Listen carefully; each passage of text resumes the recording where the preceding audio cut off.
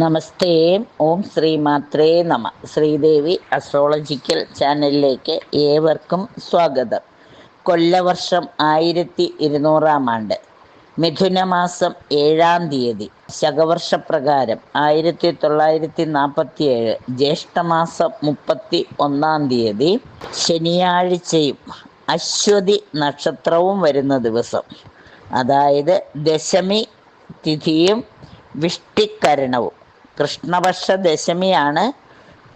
അതോടൊപ്പം തന്നെ ഏകാദശി തിഥിയും തുടങ്ങുന്നുണ്ട്. അപ്പം കൃഷ്ണപക്ഷ ദശമിയാണെങ്കിലും ഏകാദശിയുടെ ഒരു ആരംഭം കൂടി വരുന്നത് കൊണ്ട് പ്രാർത്ഥനകൾ ചെയ്യുന്നത് നന്നായിരിക്കും.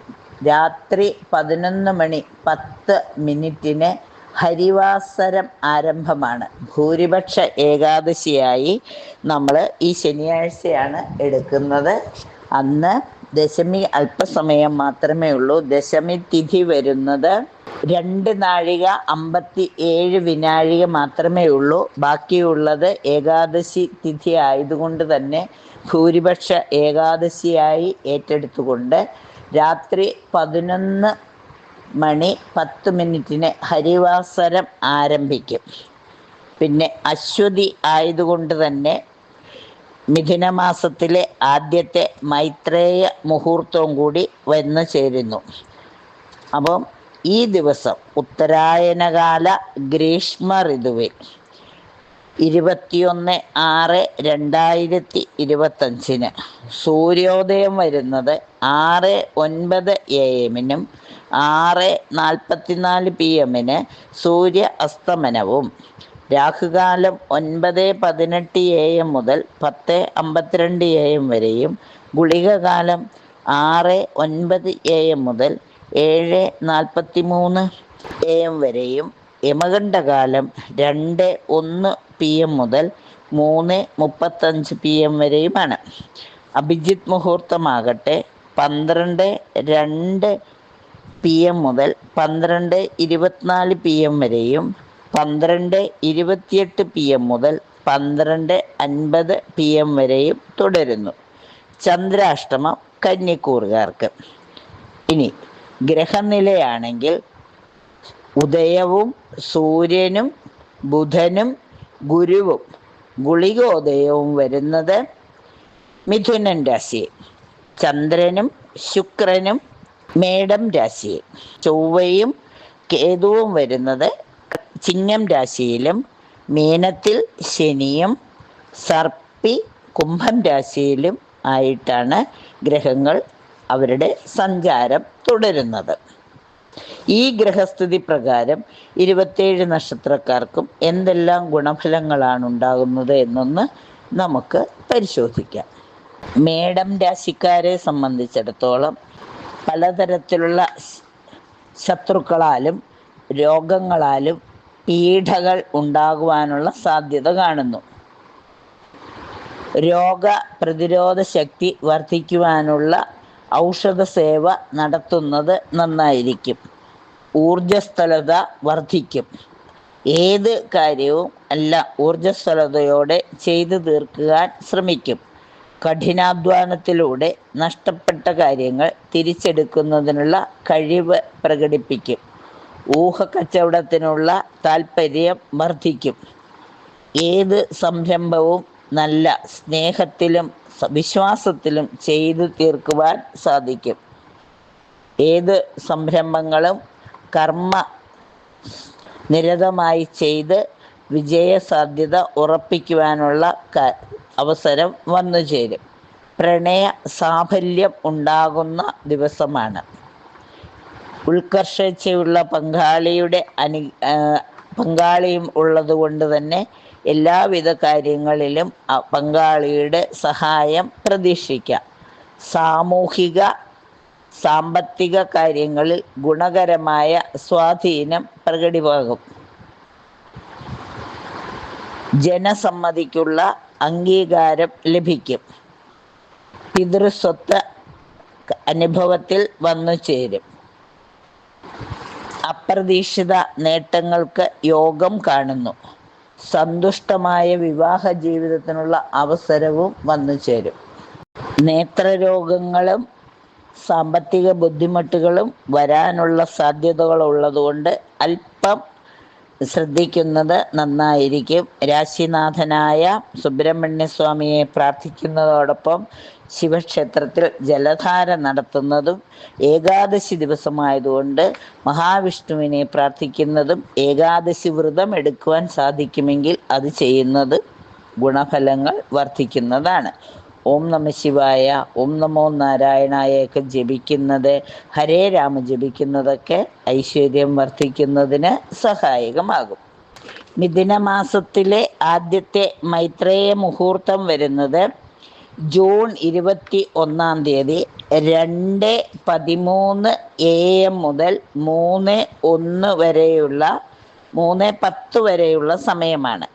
2:10 മുതൽ 3:10 വരെയുള്ള സമയത്ത് ഓരോരുത്തരും അവരവരുടെ ആഗ്രഹം ഒരു പേപ്പറിൽ എഴുതിയിട്ട് അത്യാവശ്യമായി നടക്കേണ്ട കാര്യം ഭദ്രകാളി അമ്മയെയും കുടുംബ പരദേവതയെയും സുബ്രഹ്മണ്യ സ്വാമിയെയും ഒക്കെ പ്രാർത്ഥിച്ചതിന് ശേഷം ആവശ്യം എഴുതുകയും ഒരു തൊട്ടും ഒരു നാണയവും ഏലക്കയും കൂടി എടുത്തു വെച്ച് പ്രാർത്ഥിക്കുക. അടുത്ത മൈത്രേയ മുഹൂർത്തത്തിന് മുമ്പായി ആ കാര്യം സാധിക്കുമെന്നാണ് വിശ്വാസം. ആ കാര്യം നടന്നു കഴിഞ്ഞാൽ ആ നാണയവും ആ നോട്ടും ക്ഷേത്ര ഭണ്ഡാരത്തിൽ സമർപ്പിക്കുന്നത് നന്നായിരിക്കും. അല്ലെങ്കിൽ ആ ആവശ്യത്തിൻ്റെ ചിലവിലേക്ക് ആ നാണയവും ആ നോട്ടും ഉപയോഗിക്കുന്നതാണ് നടന്നു കിട്ടുന്നത് വരെ.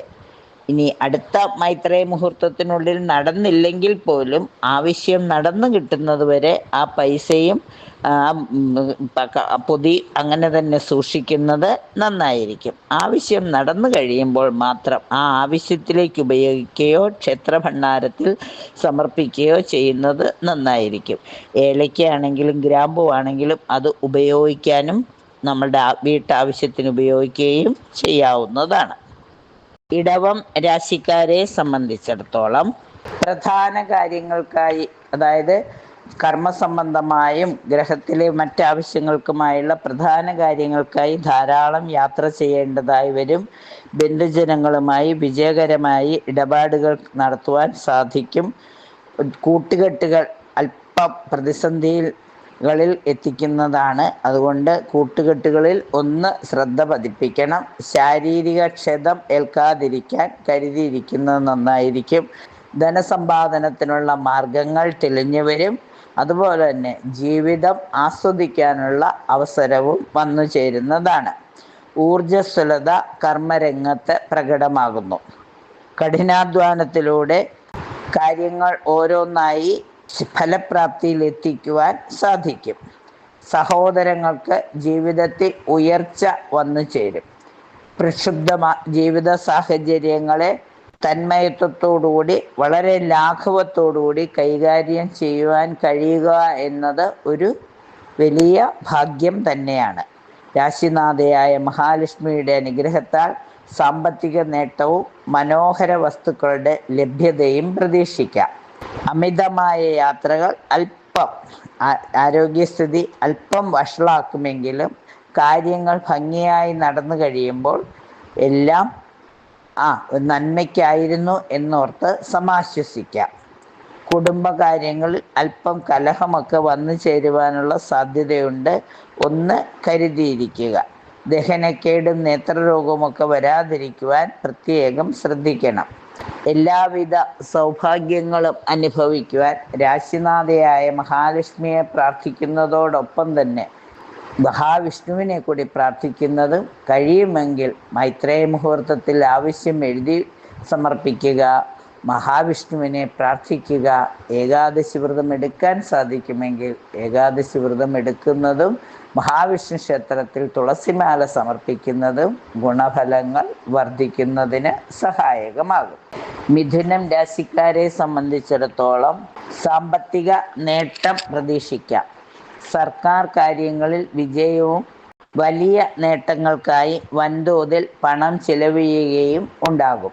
സ്വർണ്ണാഭരണ ലാഭം പ്രതീക്ഷിക്കാം. എല്ലാ തൊഴിലുകളിലൂടെയും സാമ്പത്തികം വന്നു ചേരുന്നതാണ്. ഭാഗ്യാനുഭവങ്ങൾ നമ്മളെ തേടിയെത്തും.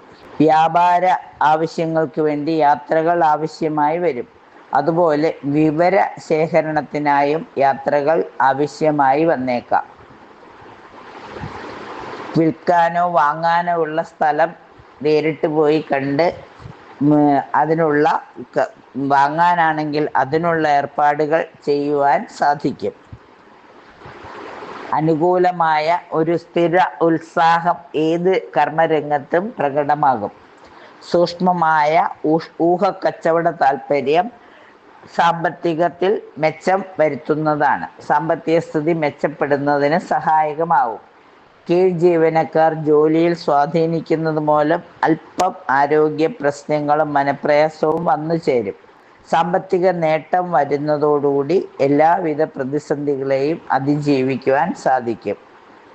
പങ്കാളിയുമായുള്ള അഭിപ്രായ ഐക്യം അല്ലെങ്കിൽ പങ്കാളിയുടെ സ്നേഹമസൃണമായ പെരുമാറ്റം എല്ലാ മാനസിക വിഷമങ്ങളും മാറുന്നതിന് സഹായകമാകും.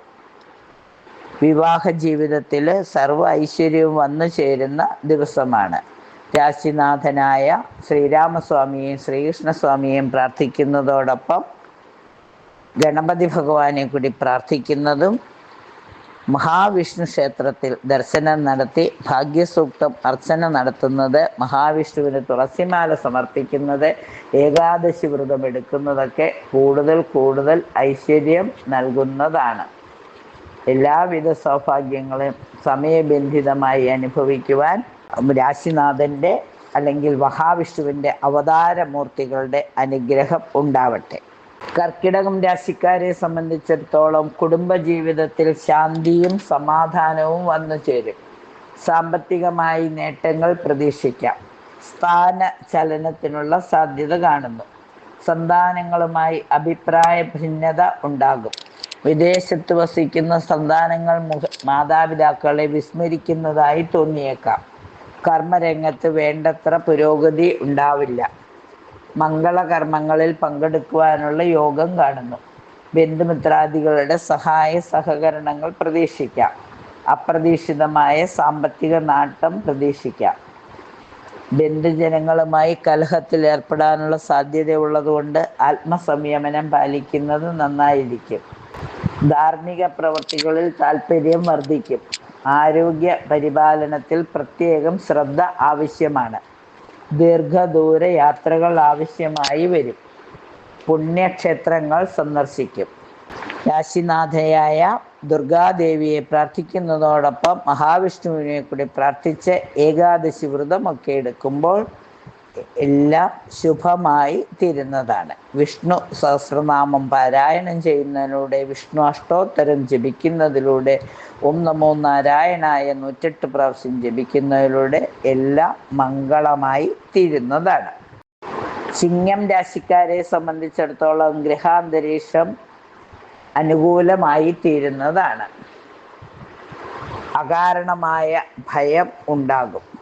സ്ഥാനചലനവും സർവകാര്യവിഘ്നവും വന്നു ചേരുവാനുള്ള സാധ്യതകൾ ഉണ്ട്.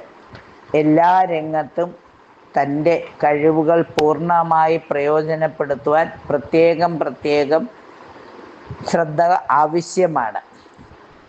എല്ലാവരെയും പൂർണ്ണമായി വിശ്വസിക്കുന്നത് ഒന്ന് മാറ്റി നിർത്തിക്കൊണ്ട്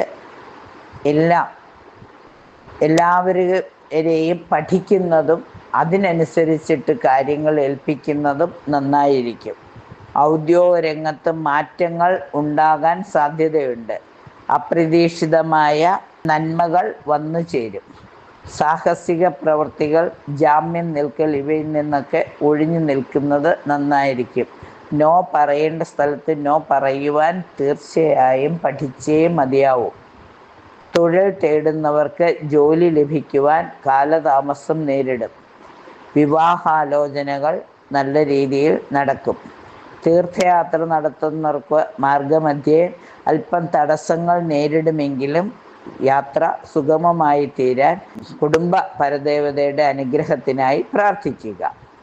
അനാവശ്യ വിവാദങ്ങളിൽ നിന്നും അല്പം അകലം പാലിക്കുന്നത് നന്നായിരിക്കും. ശാരീരിക ക്ലേശങ്ങൾ മാറിക്കിട്ടും.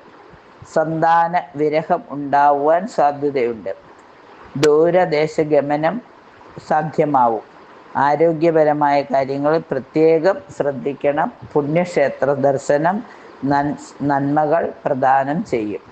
രാശിനാഥനായ സൂര്യഭഗവാനെ പ്രാർത്ഥിക്കുന്നതോടൊപ്പം വിഷ്ണു സഹസ്രനാമം പാരായണം ചെയ്യുന്നതും ഏകാദശി വ്രതമെടുക്കുന്നതും ഓം നമോ നാരായണായ 108 പ്രാവശ്യം ജപിക്കുന്നതും നന്മകൾ പ്രദാനം ചെയ്യുന്നതാണ്.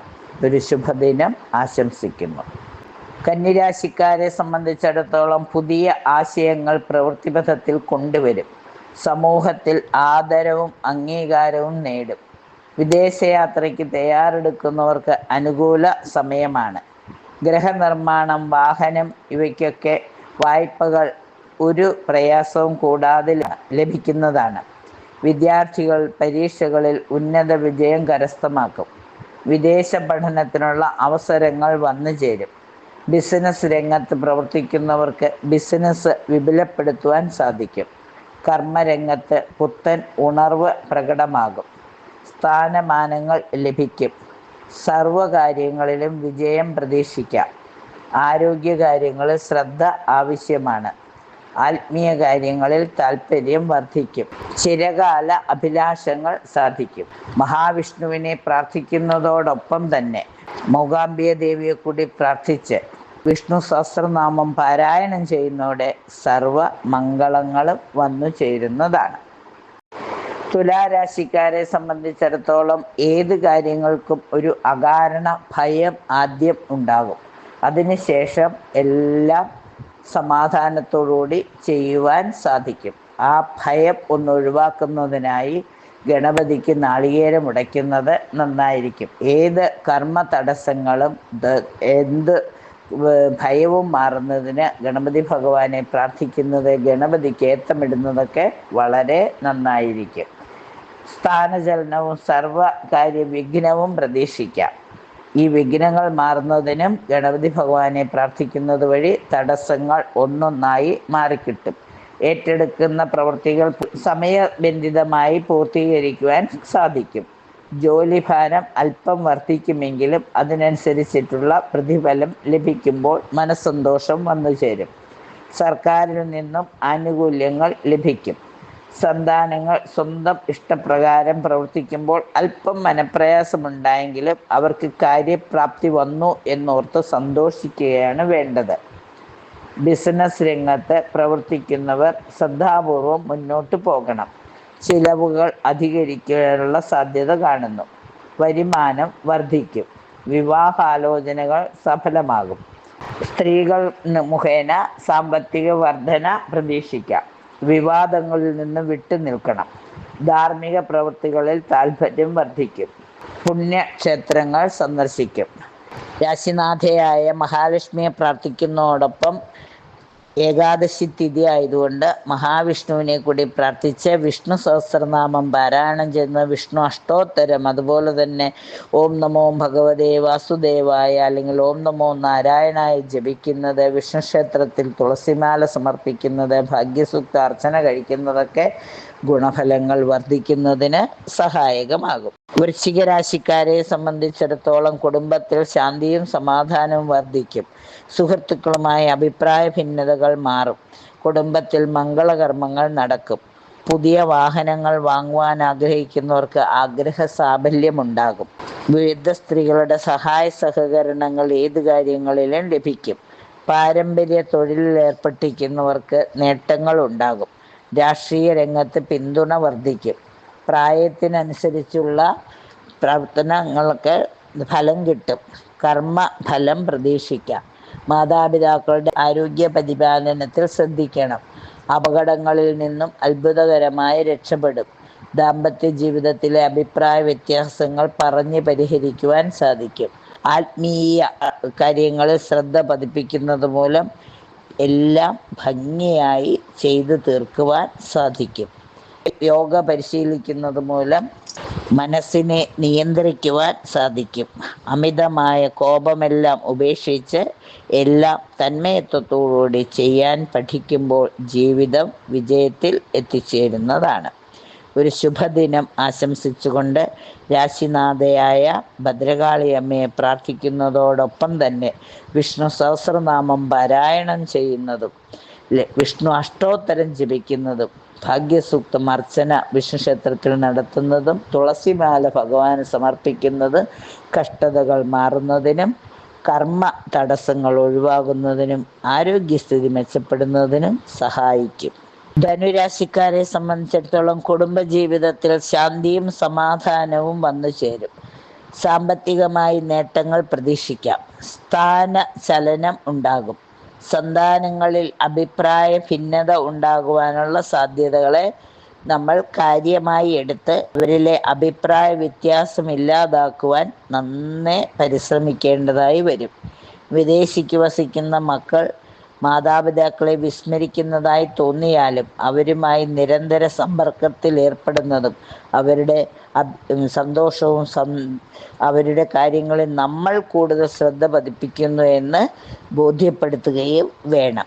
കർമ്മരംഗത്ത് വേണ്ടത്ര പുരോഗതി ഉണ്ടാകില്ല എന്നറിഞ്ഞാൽ തന്നെയും കർമ്മരംഗം കൂടുതൽ കാര്യക്ഷമമാക്കാനുള്ള പദ്ധതികൾ ആസൂത്രണം ചെയ്യണം. മംഗളകർമ്മങ്ങളിൽ പങ്കെടുക്കും. ബന്ധുമിത്രാദികളുടെ സഹായ സഹകരണങ്ങൾ ലഭിക്കും. അപ്രതീക്ഷിതമായ സാമ്പത്തിക നേട്ടം പ്രതീക്ഷിക്കാം. ബന്ധുജനങ്ങളുമായി അഭിപ്രായ വ്യത്യാസമുണ്ടാകുമ്പോൾ അവരുമായി സമവായത്തിന് ശ്രമിക്കുകയും ആത്മസംയമനത്തിനോടെ വാക്കുകൾ നിയന്ത്രിച്ച് പ്രവർത്തിക്കുമ്പോൾ എല്ലാം ശുഭമായി തീരുന്നതാണ്. ധാർമ്മിക പ്രവൃത്തികളിൽ താല്പര്യം വർദ്ധിക്കും. ആരോഗ്യ പരിപാലനത്തിൽ പ്രത്യേകം ശ്രദ്ധിക്കണം. ദീർഘദൂര യാത്രകൾ ആവശ്യമായി വന്നേക്കാം. പുണ്യക്ഷേത്ര ദർശനത്തിലൂടെ ആത്മസംതൃപ്തി ലഭിക്കും. കർമ്മമേഖല വിപുലപ്പെടുത്തുന്നതിന് കൂടുതൽ കഠിനാധ്വാനം ആവശ്യമായി വരും. വീടിൻ്റെ കേടുപാടുകൾ തീർക്കും. ആളുകളെ പെട്ടെന്ന് സ്വാധീനിച്ച് കാര്യസാധ്യമുണ്ടാക്കും. രാശിനാഥനായ മഹാവിഷ്ണുവിനെയും മഹാലക്ഷ്മിയെയും പ്രാർത്ഥിച്ച് വിഷ്ണു ഭഗവാന്റെ വിഷ്ണു സഹസ്രനാമം പാരായണം ചെയ്യുന്നതിലൂടെ ഗണപതി ഭഗവാന് നാളികേരമൊക്കെ ഉടച്ച് എല്ലാ തടസ്സങ്ങളും മാറി ജീവിതം ഐശ്വര്യപൂർണമാക്കുവാൻ ശ്രമിക്കുക. ഒരു ശുഭദിനം ആശംസിക്കുന്നു. മകരം രാശിക്കാരെ സംബന്ധിച്ചിടത്തോളം പുത്തൻ ആശയങ്ങൾ പ്രവൃത്തിപഥത്തിൽ കൊണ്ടുവരും. ഏറ്റെടുക്കുന്ന കർമ്മങ്ങളെല്ലാം ഫലപ്രാപ്തിയിലെത്തും. അതിന് അല്പം സമയം കൂടി ആവശ്യമായി വരും. കർമ്മപദ്ധതികൾ സമയബന്ധിതമായി പൂർത്തീകരിക്കുവാൻ നന്നേ അധ്വാനിക്കേണ്ടതായി വരും. വിവാഹാലോചനകൾ ഫലപ്രാപ്തിയിലെത്തും. സന്താനലബ്ധി ആഗ്രഹിക്കുന്നവർക്ക് അനുകൂലമായ സാഹചര്യമാണ്. വീട് വാങ്ങുന്നതിനുള്ള സമയം ആഗതമാകുന്നു.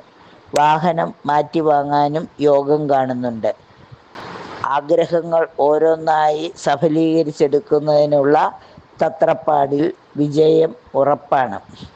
കൂടുതൽ അധ്വാനം ആവശ്യമാണെന്ന് മാത്രം. സമൂഹത്തിൽ ആദരവും അംഗീകാരവും ലഭിക്കും. സ്ത്രീ സൗഹൃദങ്ങൾ വർദ്ധിക്കും. അതുവഴി അപവാദ ഭീതി ഒഴിവാക്കണം. അപവാദങ്ങൾ പറയുവാൻ അവസരങ്ങൾ സൃഷ്ടിക്കാതിരിക്കുന്നത് നന്നായിരിക്കും. എല്ലാ ബന്ധങ്ങളെയും വളരെ നല്ല രീതിയിൽ കൊണ്ടുപോകുവാൻ നന്നേ പാടുപെടേണ്ടതായി വരും. മറ്റുള്ളവരുടെ തെറ്റിദ്ധാരണകൾക്ക് വഴിയൊരുക്കാതിരിക്കുക. വിദ്യാഭ്യാസ മേഖലയിലുള്ളവർക്ക് പാരിതോഷികങ്ങൾ ലഭിക്കും. പൂർവിക സ്വത്ത് ലഭിക്കുവാനിടയുണ്ട്. ദൂരദേശ സഞ്ചാരത്തിനുള്ള സാഹചര്യങ്ങൾ തെളിഞ്ഞു വരും. പുണ്യക്ഷേത്രങ്ങൾ സന്ദർശിക്കും. രാശിനാഥനായ വിഷ്ണുമായ സ്വാമി, ആഞ്ജനേയ സ്വാമി, ധർമ്മശാസ്താവ്, മറ്റ് സ്വാമിമാരെ ഇവരെയൊക്കെ പ്രാർത്ഥിക്കുന്നതോടൊപ്പം ശനിയാഴ്ചയായതിനാൽ ശിവങ്കൽ ജലധാര കഴിക്കുന്നതും ഏകാദശി ആയതുകൊണ്ട് മഹാവിഷ്ണുവിനെ പ്രാർത്ഥിക്കുന്നത്, വിഷ്ണു സഹസ്രനാമം പാരായണം ചെയ്യുന്നത്, നീലയോ കറുപ്പോ വസ്ത്രം ധരിക്കുന്നതെല്ലാം ഗുണഫലങ്ങൾ വർദ്ധിക്കുന്നതിന് സഹായകമാകും. കുംഭം രാശിക്കാരെ സംബന്ധിച്ചിടത്തോളം ഗ്രഹാന്തരീക്ഷം അല്പം കലുഷിതമാകാനുള്ള സാധ്യതയുണ്ട്. എല്ലാവരുമായി അഭിപ്രായ ഐക്യത്തോടുകൂടി പെരുമാറുവാൻ ശ്രമിക്കണം. ബന്ധുമിത്രാദികളുടെ ആരോപണങ്ങൾ കേൾക്കേണ്ടതായി വരും. അപ്പം എന്ത് ആരോപണങ്ങളെയും വസ്തുനിഷ്ഠമായി തെളിയിക്കുവാൻ സാധിക്കണം. അവരുടെ വ്യക്തമായ മറുപടികളിലൂടെ ആരോപണങ്ങളെ നമുക്ക് ഇല്ലാതാക്കാൻ സാധിക്കും. ആരോപണങ്ങളിൽ കഴമ്പില്ല എന്ന് ബോധ്യപ്പെടുത്തുവാൻ നമ്മൾ ശ്രമിക്കുന്നത് നന്നായിരിക്കും. വിവാദങ്ങളിൽ നിന്ന് ഒഴിഞ്ഞു നിൽക്കുന്നത് നന്നായിരിക്കും. കർമ്മരംഗത്ത് തിക്താനുഭവങ്ങൾ വരുമെങ്കിലും ഗണപതി ഭഗവാനെ പ്രാർത്ഥിക്കുന്നതോടെ കർമ്മരംഗത്തുള്ള എല്ലാവിധ നെഗറ്റീവ്സും പൂർണ്ണമായി മാറിക്കിട്ടുന്നതാണ്. ഭദ്രകാളിയമ്മയുടെ സഹായത്തോടുകൂടി രാശിനാഥനായ ശനീശ്വരൻ്റെയും ധർമ്മശാസ്താവിൻ്റെയും ആഞ്ജനേയ സ്വാമിയുടെയും ചത്തൻ സ്വാമിമാരുടെയും സഹായത്തിനായി പ്രാർത്ഥിക്കുകയും കുടുംബ പരദേവതയെ ദീപം തെളിച്ച് പ്രാർത്ഥിക്കുകയും ചെയ്യുമ്പോൾ ഒരു ശുഭദിനം ആയിത്തീരുന്നതാണ്. വിവാഹാലോചനകൾ സഫലമാകുവാനുള്ള സമയമാകുന്നു. തൊഴിൽ തേടുന്നവർക്ക് തൊഴിൽ സാധ്യത ലഭിക്കും. വിദേശത്ത് പോകാൻ ആഗ്രഹിക്കുന്നവർക്കും അവരുടെ ആഗ്രഹം സഫലമാകുന്ന ദിവസമാണ്. ദൂരയാത്രകൾ ഗുണഫലം നൽകും. മാതാപിതാക്കളുമായി അഭിപ്രായ ഐക്യം ഉണ്ടാവും. കർമ്മരംഗത്ത് എല്ലാവിധ സൗഭാഗ്യങ്ങളും വന്നു ചേരുന്നതിനായി പ്രാർത്ഥിക്കൂ. എല്ലാം ശുഭമായി തീരും. ഏകാദശി ആയതുകൊണ്ട് മഹാവിഷ്ണുവിനെ പ്രാർത്ഥിക്കുന്നതും നെയ്ദീപം തെളിക്കുന്നതും അതുപോലെ തന്നെ കുടുംബത്തിൽ നെയ്ദീപം തെളിച്ച് പ്രാർത്ഥിക്കുന്നത്, ഓം നമോ നാരായണായ ജപിക്കുന്നത്, വിഷ്ണു അഷ്ടോത്തരം പാരായണം ചെയ്യുന്നതൊക്കെ നല്ല ഫലങ്ങൾ നൽകുന്നതാണ്. മീനൻ രാശിക്കാരെ സംബന്ധിച്ചിടത്തോളം അപ്രതീക്ഷിതമായി ധനലാഭങ്ങൾ പ്രതീക്ഷിക്കാം. ബന്ധുമിത്രാദികളുമായി അഭിപ്രായ ഐക്യം നിലനിർത്തിക്കൊണ്ടുപോകാൻ സാധിക്കും. യാത്രാ പരിപാടികൾക്ക് അല്പം തടസ്സമുണ്ടാകും. കർമ്മരംഗത്ത് പുരോഗതി ഉണ്ടാകും. വിവാഹാലോചനകൾ ഫലപ്രാപ്തിയിലെത്തും. സഹോദരങ്ങളുമായി നല്ല രീതിയിൽ പെരുമാറുവാൻ സാധിക്കും. അപകടങ്ങളിൽ നിന്നും അത്ഭുതകരമായി രക്ഷപ്പെടും. ബിസിനസ് രംഗത്ത് പ്രവർത്തിക്കുന്നവർ ശ്രദ്ധാപൂർവം മുന്നോട്ട് പോകണം. ശാരീരിക ക്ഷമത വർദ്ധിക്കുന്നതിനുള്ള ഔഷധ സേവ ആവശ്യമാണ്. യോഗയും അതുപോലെ തന്നെ നിരന്തര വ്യായാമവും ആരോഗ്യസ്ഥിതി മെച്ചപ്പെടുത്തും. രാഷ്ട്രീയ ജീവിതത്തിൽ വിജയം പ്രതീക്ഷിക്കാം. ആത്മീയ കാര്യങ്ങളിൽ താല്പര്യം വർദ്ധിക്കും. ദൂരയാത്രകൾ ആവശ്യമായി വന്നേക്കാം. വിദ്യാഭ്യാസ മേഖലയിലുള്ളവർക്ക് പാരിതോഷികങ്ങൾ ലഭിക്കും. പല വിധത്തിലുള്ള അനുഗ്രഹവും വന്നു ചേരുന്നതാണ്. കുടുംബ ഐക്യത്തിനായി മഹാവിഷ്ണുവിനെ പ്രാർത്ഥിക്കുന്നതും ശിവകുടുംബത്തെ കൂടി സ്മരിക്കുമ്പോൾ എല്ലാം ശുഭ പര്യവസാനിയായി തീരുന്നതാണ്. മൈത്രേയ മുഹൂർത്തത്തിൽ ആവശ്യം എഴുതി സമർപ്പിക്കുന്നതും ഗുണഫലം നൽകും. എല്ലാവിധ സൗഭാഗ്യങ്ങളും സമയബന്ധിതമായി അനുഭവിക്കുവാൻ സാധിക്കട്ടെ. ഒരു ശുഭദിനം ആശംസിച്ചുകൊണ്ട് നിർത്തുന്നു. നന്ദി, നമസ്കാരം. എല്ലാവർക്കും ഏകാദശി വ്രതമെടുക്കുവാൻ സാധിക്കട്ടെ. വിഷ്ണു സഹസ്രനാമം പാരായണം ചെയ്യുവാനും വിഷ്ണു അഷ്ടോത്തരം ജപിക്കുവാനും അതുപോലെ ഓം നമോ നാരായണായ 108 പ്രാവശ്യം ജപിക്കുവാനും സാധിക്കട്ടെ. നന്ദി, നമസ്കാരം.